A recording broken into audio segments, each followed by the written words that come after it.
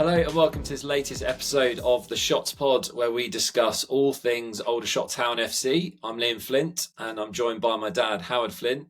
Dad, we've got a lot to get through today. We've got shots seeing red cards everywhere. We've got a couple of games to go back through. You've attended both of those, so interested to hear what you've got to say.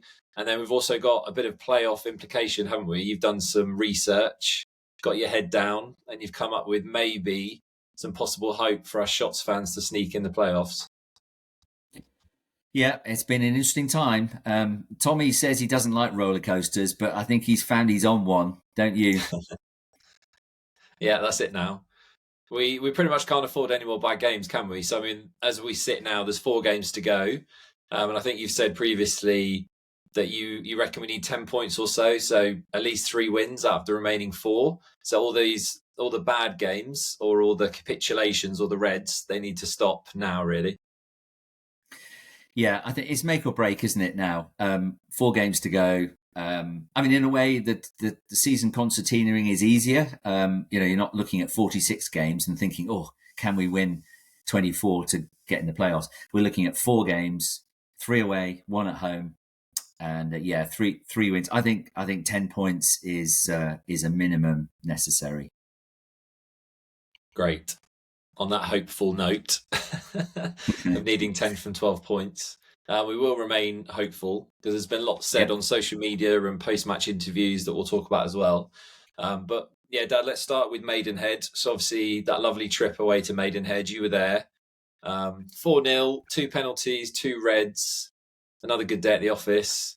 Obviously we had a bit of response yesterday, which we'll get onto, but just that game in isolation, you came home saying that was pretty dire, wasn't it? Yeah, so unlike the Shots this year, actually, technically not good, mentally, I wouldn't say fall apart, but mentally really not really robust. And then in terms of just playing the situation, so Maidenhead scored twice in the first 6 minutes, so that's an immediate sort of massive boost for them. But the way Maidenhead were playing was they were pushing up. So they played a back 3. They pushed up to halfway, and their style is very simple. Maidenhead has a massive slope. They play with the slope in the first half, a bit like the Shots playing with the East Bank in the second half. And their basic principle is they try and get the opposition to turn. So they play long balls down the flanks, over the top, get the opposition to turn, and then squeeze the space. And Shots just didn't know how to handle that. And I'm afraid to say nobody came out with any credit. 2 red cards, which were just compounding the disaster. And you could look everywhere and say, well, let's start from the back. Geordie could have come off his line and tried to intercept the 2 crosses, which resulted in the goals. The back 4 could have been more robust, but lacked it. The midfield were absent, and the front players really didn't show. We had one chance to pull it back to 2-1, and I'm afraid Haddy, wasn't aware enough to find Daly, which would have then been a simple slot home. So, yeah, bad day at the office. I'm sure they did their homework, but it was, in Eurovision Song Contest terms, it was a 0 point. Yeah. So in terms of the Reds, I mean, we've heard quite a bit this season about, officials, the standard of officiating. Quite a few of our Reds, we feel like we've been hard done by. The 2 Reds that did happen, I saw a bit of a mixed reaction. Some saying, again, poor officiating. Other people just saying, poor choices from the players. From your standpoint, what do you make of them? Any complaints or just not good discipline?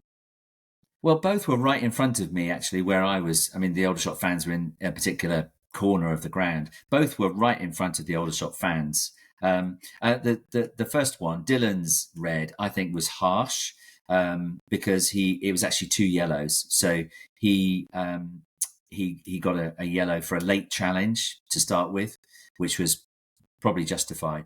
The second one, I think there is a degree whereby the punishment is the penalty. It was an innocuous foul. The player went down. That was the other thing to say about Maidenhead. They are very, very good at the dark arts.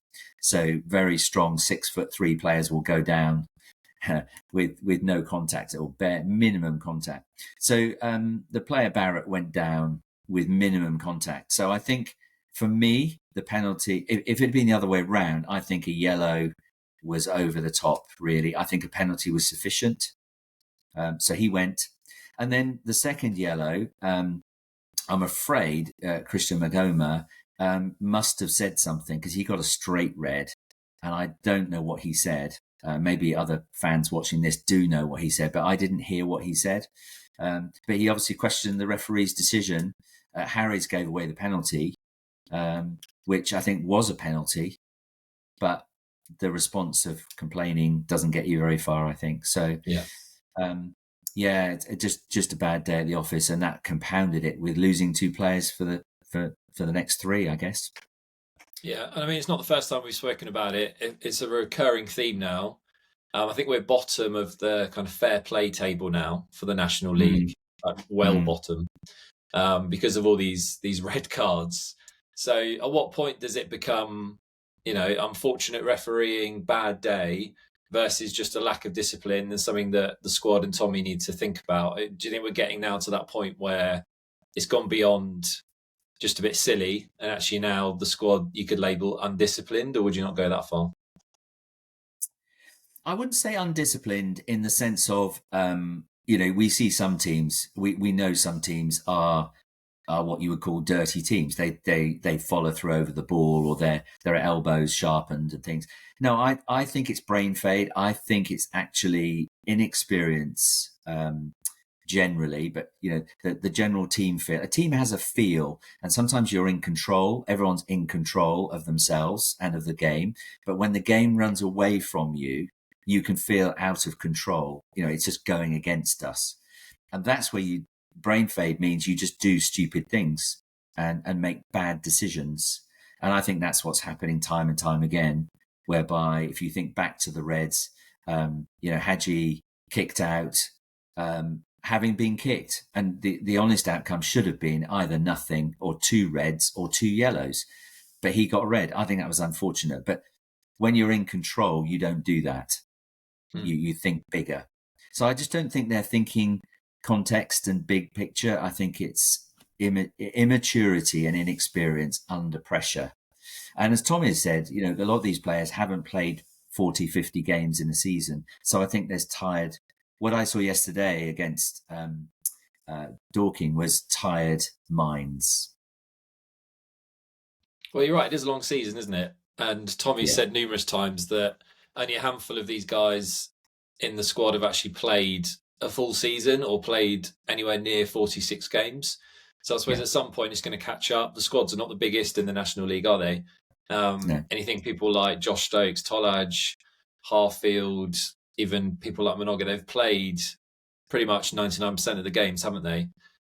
Which has been a strength for us because we've had consistent front six, let's say, where we know who started, and that's why they've all scored nearly 20 goals. But I suppose on the flip side, catches up with you slightly, doesn't it? And especially in the forward positions, if Kwame's not quite match fit because he's not had much minutes, if Haddy's not quite up to it because, again, he's not had much time, you can see a bit of a drop-off quite quickly. So maybe, every team goes through it, don't they? But it feels like this is not the time you want it to suddenly catch up with you. And guess what? It has. So, well, every team, Tommy said it, every team has a bad spell. And unfortunately, our bad spell is now. We've not had a run of 4 without a win, I don't think, before. No, I don't think we do. One thing I would say is about instinctive play. Earlier on in the season, when shots were flying, particularly around December, Christmas, January time, I would call it instinctive. So people were doing stuff instinctively. It was just they were fit, they were thinking clearly. There was no brain fade, and that's why it's been such a good season. I'm still thinking of Tolaj's crossfield ball, almost blind, when we broke away and scored the 4th against Ebbsfleet. He switched play over, and Frost ran in and scored. No, he didn't score, did he? He crossed for Daly and stuff. I just don't see that instinctive play. It's more laboured. It's more they're not quite sparking in the way that they did I think that's a mixture of tiredness physically, but also mentally. I think mentally the squad is a bit tired. Maybe Tommy should take them on Southend Pier and go on the roller coaster. Have a day out. Bear that in mind for a bit of team building towards the end of the season. It's frustrating, isn't it? Because the consequences, especially, we talked about the red cards, but you just mentioned Southend there. I remember the Southend game. Red card just changes it, doesn't it? And especially away from home, we don't seem to be able to cope. When we do go down to 10, we often then seem to capitulate and concede 3, 4, 5. Where obviously, we've played teams recently who've gone down to 10 and somehow, they've managed to be resolute. You've used the word robust. So it feels like as soon as that red comes through, we're in a bit of trouble. And so I think it's just a frustration because you said the bigger picture there. The consequences are so big at this point in the season. And so, it's just not helping ourselves. That's the frustrating thing, really. You're fine. If a team beats you 3-0 and there's a few worldies or they just play really well, you can take that, can't you? It's when it's self-inflicted, own goals, keeper makes a howler. It's just doubly frustrating, isn't it? Yeah. And I think we should remember that the team is new in the sense of this. It was assembled in the summer. So this is the first season that they've had for a campaign, using that word deliberately. This is the first season of ups and downs and backs to the wall and all that. So, we are inexperienced in this circumstance that, with these teammates. Next year, if most of the squad remain, then I think you'd expect to see better outcomes and better decisions because they're experienced. Like any of us, any of us in life, a new experience challenges us and sometimes we fail. Next time it comes around, you might not make the same choices. And I think we should remember that some of these teams have been together that we're playing have been together longer and are more robust because of it. Yeah, that's fair. We're only disappointed because we're going for the playoffs. So it's almost the victim of your own success, really. In that we now just so badly want to get in that top 7, but we've done amazingly to actually get to where we are at this point. And as we said, still got 4 games to go. You never know what's going to happen. Just need to get on a good run and finish strongly, and we'll see where we end up. Dad, let's move on to Dorking then. So needed a response. Tommy asked for a response. He said in his post-match yesterday that he gave them a bit of a shellacking last week after the Maidenhead collapse. So what did you make of the game yesterday? Which I think, their manager said could have been 8-8 or something ridiculous. What did you make of the end-to-end game? Yeah, it was incredibly open. So it was 2 teams who both really wanted to win the game and both needed 3 points, didn't they? I think Dorking were disappointed at the end. They were glad to get a point, but point really wasn't enough for them in their situation. And the Shots were disappointed to having led and then surrendered the lead. But it was so open. Each team had probably 8 or 9 chances, maybe 10 chances. Some more straightforward. I think Aldershot had the better chances that they then didn't take. I'm thinking of Daly's chance in the second half.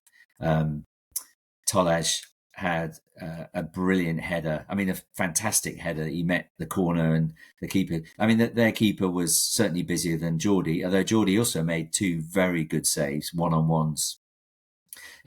For the neutral, it could have been 8-8. I think both teams would be slightly disappointed, but it was a better performance. Shots were more like themselves, but I still think mentally looked a little jaded. And of course, Tommy completely trashed his midfield from Maidenhead. It was a bit like being given detention, I think, by the head teacher. So O'Keefe and Josh Stokes and who else were Ollie Scott were all on the bench, and a new midfield, which actually I think functioned pretty well. Tommy Willard had a good solid game. Theo Witherington had a very solid game, but then had to go off. And of course, Josh Barrett lasted an hour and scored. Yeah, so you can say those changes were vindicated, really. Yeah, we did have Yeah, so many good chances. I mean, we had a daily volley, which was great, which would have been a bit of a worldie. You mentioned yeah, there the header from Tolaj and in the last few seconds. Tolaj is through with his left foot. We hit the post. There was side netting. It felt like, as you say, the midfields almost just parted and it was just breaking against one defence and then the other defence. So definitely an entertaining game. But how do you see things, Dad? Bigger picture. So that's no win in four now. We're still seventh as it stands. mm. Halifax are 3 points back, but they've got a couple of games in hand. But their remaining fixtures are not easy by any stretch. So yeah, currently still in the playoffs. How are you seeing four to go, but we haven't won in four? What's your overall feeling? Well, it's make or break now. I mean, Josh Barrett, I think, gave a very good post-match interview where he said, we still believe, and in a way, it's simplified, isn't it? There are 4 games to go, and we just need to put the whole of the past behind us and say, let's concentrate one game at a time, as they want to do. Um, so yeah, I mean, looking at the results, looking at the fixtures rather, and trying to predict the results, I think we can come up with quite an interesting scenario of how it might be. Do you want to go through and see where we might end up? Yeah, we can do that. So correct me if I'm wrong, Dad, but you've gone through and you've predicted the remaining fixtures where you think people are going to get points, and we're looking at positions 4 to 8. Is that right? For those remaining playoff spots, we're assuming That's Bromley are safe and Barnet, Bromley are not going to be caught. So you're yeah. looking at that mid to end places of the playoffs with your predictions. Yeah, I think it's fair to say that Bromley and Barnet are pretty well a shoe-in for the second phase playoffs. I think they're going to finish second and third. Barnet currently 78 points. I can't see anybody overhauling 78 points from those that are chasing. Altrincham and Solihull have played 43, so they've only got 3 games left. And then Gateshead got 5 games. Aldershot have got 4. Halifax have got 6. So I think it's that end of the playoffs that are going to be the most movement. But shall I start with Altrincham? Yeah. I think they obviously beat Oldham yesterday.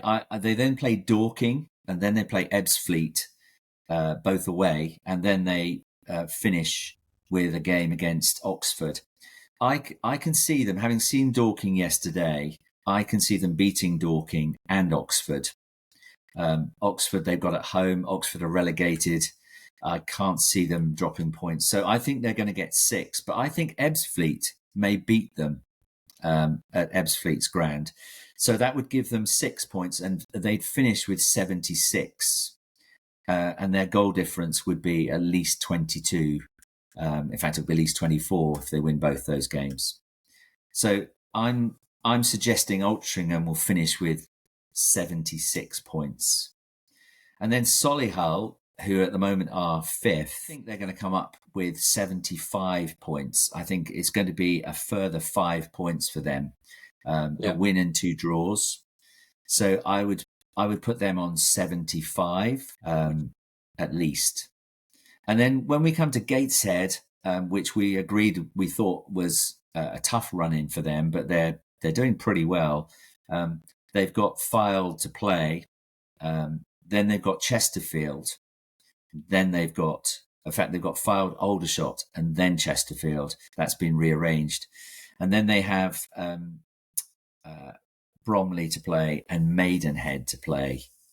So I just think the games will eventually catch up with Gateshead, and they've also got the trophy semi-final to play, which I think might play into Shot's hands. So I actually think they're going to end up with 2 wins, 2 draws, and I think they're going to lose to Fylde. So I think they'll beat Chesterfield because they have to. I think they'll beat Shots, and I think they'll draw with Maidenhead away, which is tough. And I think they'll draw with Bromley. Bromley are quite good draw specialists. So that will give them 8 more points and would put them on 77. which is above Solihull and Altrincham. Okay. So before I get to shots, I think that would basically mean 4th place Gateshead, 5th place Altrincham, 6th place Solihull. It comes down to the final spot. Yeah, that's really interesting, because I think on paper those fixtures for Gateshead are quite tough, but you obviously think they're going to fare quite well. Because of course, playing devil's advocate, they could easily lose to Chesterfield. They could easily lose to Bromley. So you could see it actually a very tough run. But if they, they've won 4 of their last 5, so they're on an upward curve, and I think they're a bit of a shoe-in for the playoffs period. But yeah, I think that's pretty much as we see it. So basically what you're saying is, if the shots are to get the playoffs, it's looking like a bit of a 7th place shootout with Halifax and maybe Oldham. And that's probably... Yeah, I mean, just on Gateshead, they get it done, don't they? They beat Rochdale recently 1-0. I thought Rochdale may steal a point, because Rochdale are a decent side. You know, they're not stringing brilliant results together, but I got a late equaliser against Hartlepool. But yeah, Gateshead have this knack of getting it done, and they're a talented side. We saw that when they came to shots and basically played all the football, went behind and then got a draw, 1-1 draw. Yeah, I fancy Fylde to beat Gateshead. I'm not quite sure why, but I think Fylde have got the firepower to do it. And then I think Chesterfield are definitely off the boil. They lost again yesterday, Bank Holiday Monday. Yeah. And I just have a feeling that shots in their current form, this is the game they'll lose out of those 4. I really hope they don't. But so that would be 2 wins and a 1 defeat, and then 2 draws. Maidenhead's a hard place to go for those reasons we've said. And then Bromley, they're at home to Bromley, but I think Bromley a tough nut to crack. We saw that when shots drew with them. Yeah. So they will finish with 77. And I think Oldham are out of it for me. They have Altrincham. They had Altrincham away, Bank Holiday Monday, and lost. They then play Rochdale at home, which I think they probably will win, and then Oxford at home, which I think they'll win. And then they've got Halifax at home, which I think they'll draw, and then Wealdstone away, which I think again they'll probably win. Which would still give them 10 points, but that would only be 70, which just won't be enough for the playoffs. And then Halifax are the danger team. They play York first at home, which I think they'll draw. I'm really hoping that Tyler Cordner gets back into the team and heads a late equaliser. I think that will be 1-1 or something. Then they play Kidderminster away, and I think they'll draw that as well. Because Halifax don't score a great number of goals, but they don't concede many either. I think they'll beat Oldham at home, because Oldham, I think, will blow up. I think they'll lose to Barnet, and they'll beat Ebbsfleet. So, and then finally Eastleigh, I think they'll also beat. So I'm predicting they will get 11 more points from their 6 games. I think they'll get 2 points a game nearly. And that would give them, 11 would give them 73. Okay. And then to finish with the shots, I think they're going to beat Hartlepool because they have to. I think they will lose to Gateshead, because Gateshead are a tasty team and deserve to be in the playoffs, I think. And then I think they'll beat Boreham Wood because, again, they'll be at home. Boreham Wood are having a terrible run at the moment and look like they're going down. And then I think they'll have to win at Dagenham because they'll need to on the final day. So I think they're going to get 3 wins and 1 defeat, which would give them 74 points from now. So 9 points from where they are now, which will be 1 more point than Halifax will get. So you can string me up at the end, everybody, but I think it's going to read Chesterfield, Barnet, Bromley, then I think Gateshead at 4, Altrincham at 5, Solihull at 6, Aldershot at 7 by 1 point from Halifax at 8, and Oldham or Southend possibly at 9. So what you're saying is it's not going to be a comfortable end to the season then, Dad? There's no we're safe in the playoffs with one game to go. You think it's going to be do or die away at Dagenham? I think it's a final day position, and I think Halifax have to go to Eastleigh, and Eastleigh at the moment are 16th. They're on 50 points. By then they could be safe, couldn't they? Depends how the other results go, of course. But Eastleigh's a tough place to go and win. Halifax are not expansive. If they have to go for the win, they could possibly fall short. Shots at Dagenham. I think Dagenham will have nothing to play for. They've already got 54 points. I think they're safe with one more win, Dagenham. So I hope Dagenham have nothing to play for. I hope Josh Rees and E11 wake up that morning and feel like they don't want to score. Yeah, they don't fancy it on the They final don't day. fancy it.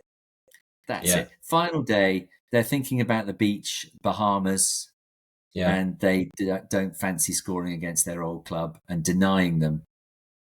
Both were good servants, by the way. They're good servants of the club. They're good people. Although Innie did refuse a contract and went off to Dagenham, so good luck to him. But Money no chaser. grudges here, though, Dad. But no, I think it is. I think it's going to be. I really hope it's going to be a final day, and the shots will go to Dagenham needing to win, and Halifax will go to Eastleigh needing to win.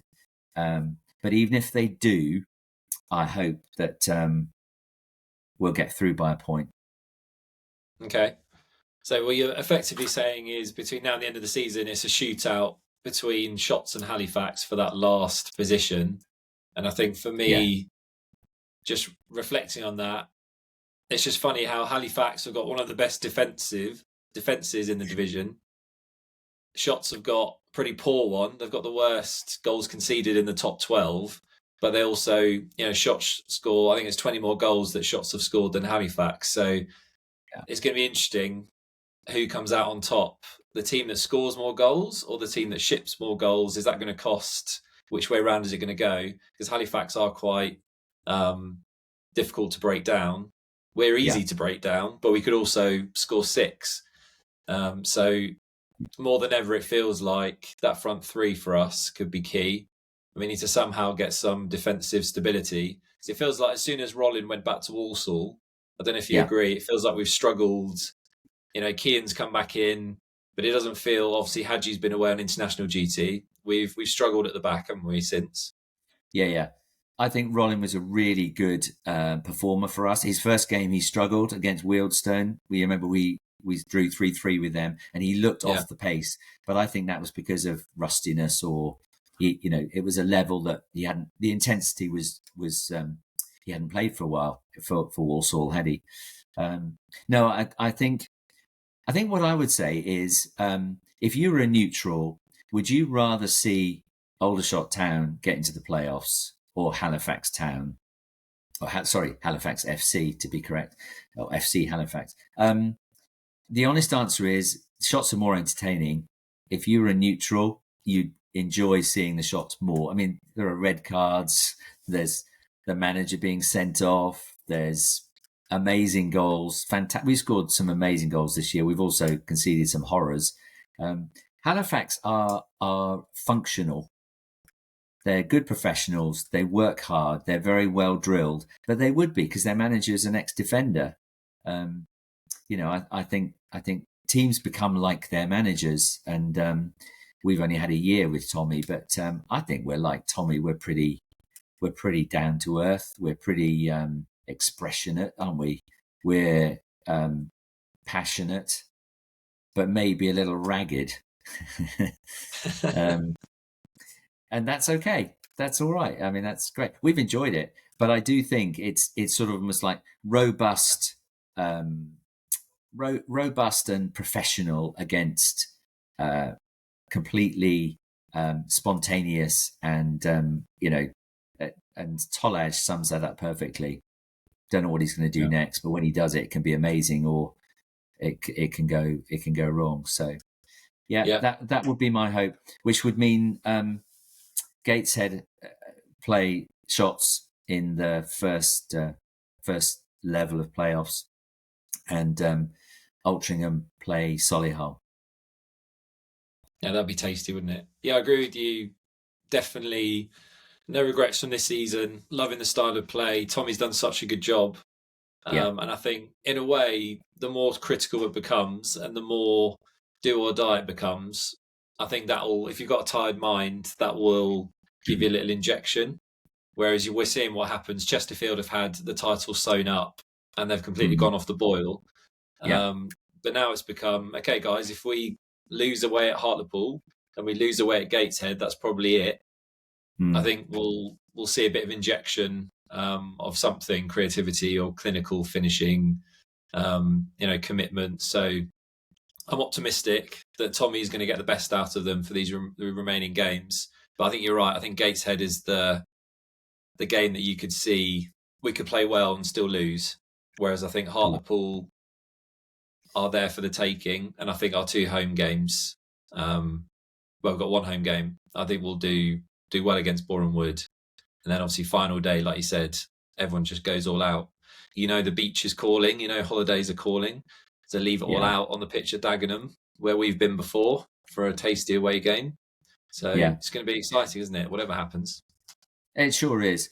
And if we were script writers, we'd be writing something about Dagenham, wouldn't we? Do you remember when you and I went to Dagenham years ago and Paul Benson scored, I think, a brace against us? And we could just see it coming. They were very strong up top, weren't they? This was in John Still's day, I think. He's a legend. And we were just overpowered on that day. I remember it so well. And Benson was a clinical finisher. Do you remember? But I think if we were script writers, we'd be saying Ini Effiong charges through and puts daggers in front, and then we find our mojo, and Tolaj, Stokes and Barrett score to give us a 3-1 victory, and Josh Rees misses 3 penalties and we win. And then we score an own goal. Geordie punches it into his own net and we win 3-2 and we're in the playoffs, and it's all start again. Yeah, sounds about right. I wouldn't be surprised if it goes that way. It'd be just a shout out, Liam. Tommy Willard played really well yesterday for an hour, and on his return. So I think thumbs up to him. He was very calm, distributed the ball really well. And Josh Barrett, I think, showed something of why he's here. We haven't seen much of him. He got injured against Fylde on his sort of proper debut. So and Theo Witherington came back into midfield, and I thought did really well again for an hour or so, until Dorking got hold of the game a bit. So there are positives. Tommy's got lots of options. Yeah, and it would be nice, wouldn't it, on a personal note for Josh Stokes to go out strongly, because it's felt like the last few weeks not been at his best, and obviously for him, he'd love to sign off in a big way, and it feels like he's due, isn't he, at the moment? So we'd like to see Josh come through, create, score. Yeah.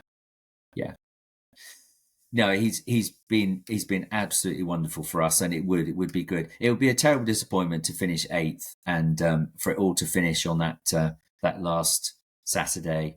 Sort of a bit of we've missed it. So I think to get through to the playoffs will be brilliant, and then it's like anything can happen, because we know that very often the teams in 3 and 4. 2 and 3 don't go get promoted. They're very often it's team at 5th, 6th or 7th that can go through and get promotion. So we're looking forward to it. We've seen it, haven't we? We've beaten Barnet, we've beaten Altrincham, we've drawn with Bromley, we drew with Solihull. If we get one of the big boys at home, we can beat anyone and then go away, nick it. We've already done it. Beaten Halifax home and away this year. Yeah. So Yeah. The only slight fly in the ointment, of course, is goal difference, and it could well be that we end up with Halifax or Solihull on the same points, and both of them will edge us because we're just not going to win by enough goals to catch them up. That's that would be that would be really sad to miss out on seventh on goal difference. Well, we shall see. 4 Yeah. to go. Dad's predicted how it's going to play out. We can hold you to that now. And yeah, we'll chat again next week, Dad, where there's even fewer games to go, and we'll see how things are looking as we get to the back end. But yeah, hold on to your hats is the message, I think. And if anyone's got comments, we're encouraging those comments, aren't we? Yeah, we are. Positive or negative, over and after our Shots Ultimate team that upset a few people. They wanted to see, who did they want to see? They wanted Jake Gallagher out, I think. They wanted Yeah. Luke Gutteridge in midfield. Yeah. No, everyone couldn't believe that we didn't have Tollage in the starting 11. Yeah. So yeah, there was a few ruffled feathers, but I think we got away with it.